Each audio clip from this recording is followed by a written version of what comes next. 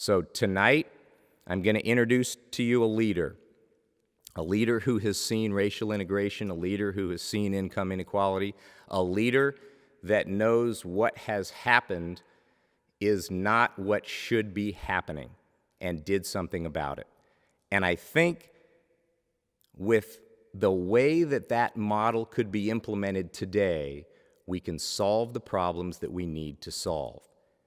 This is a man that said these words: "The ultimate measure of a man is not where he stands in moments of comfort and convenience, but where he stands at times of challenge and controversy."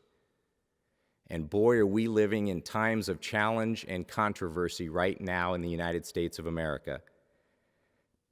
This man was very wise. He knew that there was not a solution in front of people, but he said this: "Faith is taking the first step even when you don't see the whole staircase." You have to take the first step. We have to get somewhere or we're going to get nowhere.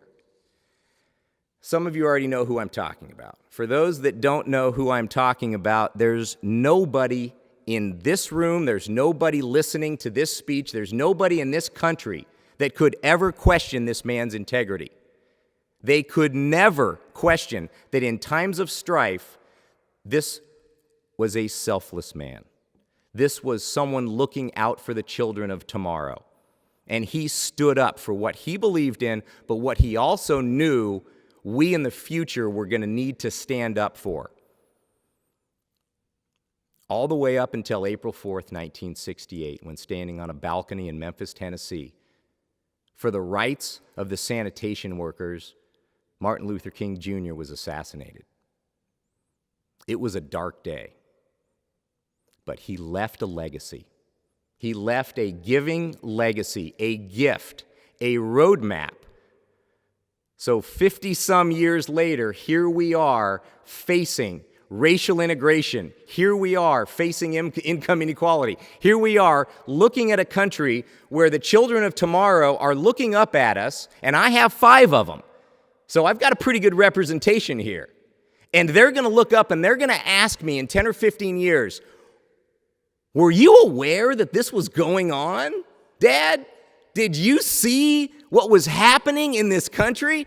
And what were you playing golf? What were you doing? Did you do something about it?" I don't want to answer that question. I don't even want to look my kids in the eyes when they ask me that question. But you know what? I have a feeling they're going to ask that question. And when they do, I'm going to have an answer. Are you going to have an answer? Are we, the people, going to have an answer? Because I will guarantee you, we, the politicians, will not be present at the table when the question is being asked. They will be long out of office.